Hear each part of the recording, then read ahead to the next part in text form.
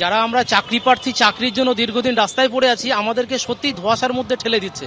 কারণ শিক্ষা দপ্তরের উনি মন্ত্রী, ওনার ভ্যাকান্সিগুলো আগে থেকে পরিষ্কার করা দরকার। এই বিষয়ে আমরা বলবো, আমরা যতটুকু জানি উনি যে ভ্যাকান্সির কথা বলেছেন, মানে দুবার দুরকম, একটা বিধানসভাতে আর একটা পরে, তা আমাদের কাছে যে তথ্য আছে শিক্ষা দপ্তরের থেকে এবং আমরা যারা চাকরি প্রার্থী আমরা বিভিন্ন পরীক্ষা দিয়েছি, সেখান থেকে আমাদের কাছে যা তথ্য সেটা হচ্ছে উনি যে ভ্যাকান্সিগুলোর কথা বলেছেন সেটা হচ্ছে প্রত্যেকটা ভ্যাকান্সি কিন্তু নিয়োগের পথে, মানে রানিং নিয়োগ আছে, নিয়োগ কিন্তু হচ্ছে না। ওই পদে বসে ওই ধরনের বক্তব্য রাখা উচিত নয়। এতে রাজ্যের যে সমস্ত শিক্ষিত ছেলেমেয়েরা এই সমস্ত শিক্ষা ব্যবস্থার সঙ্গে যুক্ত হতে চাইছে বা যুক্ত হওয়ার জন্য মানে কিছু অনগোয়িং প্রসেসে রয়েছে, তাদের মধ্যে একটা বিভ্রান্তি সৃষ্টি তৈরি হবে। আমরা জানি যে 17-18 সালে 10,000 ভ্যাকেন্সি, 14,339-এর উপর, আরো বেশি, মানে 24,000 ক্রস। তার সঙ্গে আরো 7 বছর, তার মানে কি পরিমাণ ভ্যাকেন্সি আছে। স্কুলগুলোতে কোনো টিচার নেই, প্রাথমিক অবধি একটা হিউজ নিয়োগ, তারপরে 5 থেকে 8 কোনো টিচার নেই। তাহলে শিক্ষা ব্যবস্থার কি দৈন্যদশা, এটা নিশ্চয়ই সরকার পক্ষের চোখে পড়বে। আমি যা বলেছি সেটা হচ্ছে, যা পদ চলে গেছে এক, আর যা পদ পড়ে রয়েছে সেই প্রসঙ্গে কিছু কথা বলেছিলাম। সেটা নিয়ে কিছু বিতর্ক সৃষ্টি হয়েছে। এই বিতর্ক নিরসনে আমি কিছু তথ্য দিয়ে এই বিতর্কের অবসান চাইছি। 1 নম্বর কথা হচ্ছে যে প্রাইমারি বোর্ড এবং সেন্ট্রাল স্কুল সার্ভিস কমিশন, তাদের কাছে আমরা শূন্যপদের কত নথি পাঠিয়েছি আমাদের ডিপার্টমেন্ট থেকে, সেই সংখ্যাটা আমি প্রথমে জানাতে চাই।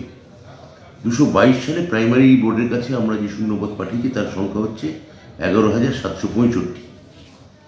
উচ্চ প্রাথমিকে আমরা ইতিমধ্যে পাঠিয়ে দিয়েছি 14,339 জন, এবং এই উচ্চ প্রাথমিক এখন মহামান্য হাইকোর্টের নির্দেশে এখন কাউন্সিলিং চলছে। মাধ্যমিকে পাঠিয়েছি আমরা 13,500 কিছু বেশি, আর উচ্চ মাধ্যমিকে 5,500 সামান্য কিছু বেশি। এইগুলো পাঠানোর পর সামান্য যেগুলো পড়ে আছে সেটা নিয়ে আমি মন্তব্য করেছি। গতকাল এটা বলেছিলাম বিধানসভা কক্ষে, এবং বিধানসভা কক্ষে আমি পরিষ্কার করে এটাও বলি যে এই মুহূর্তে শূন্যপদ কত তা আমার নির্দিষ্ট করে বলা সম্ভব নয়, এবং যেটা আমি বলেছিলাম আনুমানিক, ওটা তার থেকেও আরও বেশি শূন্যপদের সংখ্যা। বলে অনেকে এখন প্রশ্ন তুলছেন যে গতকাল যে দাবি করেছিলেন শিক্ষামন্ত্রী এবং আজকে যে দাবি করছেন শিক্ষামন্ত্রী, তাতে নতুন করে কি বিভ্রান্তি তৈরি হচ্ছে না? কিন্তু স্বাভাবিকভাবে আজকের এই দাবিকে কেন্দ্র করে বিরোধীদের হাতে রাজনীতি নতুন অস্ত্র তুলে দিয়েছেন শিক্ষামন্ত্রী ব্রাত্য বসু। কিভাবে বিরোধীরা সমালোচনা করছে শিক্ষামন্ত্রীর এবং সরকারের, দেখুন। 781 পরে বলেছিলাম যে ওটা ওর পাড়ার আশেপাশে যে স্কুল আছে সেইটা গুলে বলছে। আসল কথা হচ্ছে, শিক্ষামন্ত্রী যদি নাটকবিদ হয় তা সর্বক্ষেত্রে নাটক করার মেন্টালিটি থাকবে, এটা স্বাভাবিক আছে। কিন্তু শিক্ষামন্ত্রী নাটক করুক, তাতে আমার কোনো আপত্তি নেই, কিন্তু সংখ্যার এই কারচুপি করবে, সর্বক্ষেত্রে চুরি। এক তো শিক্ষকের পদ চুরি, বিভিন্ন 100 দিনের কাজের পয়সা চুরি, আবাস যোজনার পয়সা চুরি, সর্বত্র চুরি, শেষে সংখ্যা চুরিও করতে শুরু করে দিল। অতএব এই সরকারটা যে চোরেদের সরকার যেটা বলা হয়েছিল, এটা ভুল কি বলা হয়েছে? অতএব এইভাবে যদি জালিয়াতি একজন শিক্ষামন্ত্রী করে, তো সেই রাজ্যের শিক্ষার অবস্থা কি হবে? জালিয়াত তৈরির চেষ্টা হবে। অতএব সেই কারণে যত তাড়াতাড়ি এই জাতীয় শিক্ষামন্ত্রী বিদায় হয়, তত বাংলার শিক্ষা ব্যবস্থা আরো বেশি মর্যাদা পেতে শুরু করবে। তো কার্যত ভুল বদল, দিন বদল না করে ভুল বদল, একেবারে উল্টি খাওয়া বলতেই যাবো যায়।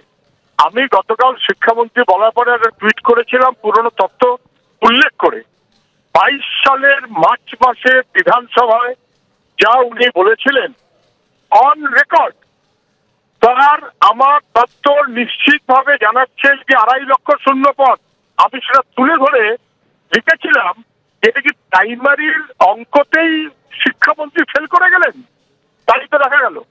গতকালকে বললেন উচ্চ মাধ্যমিকে 13, মাধ্যমিকে 28, 473, 267, মোট 781 জন। ওনার ভিডিওটাও সবাই দেখে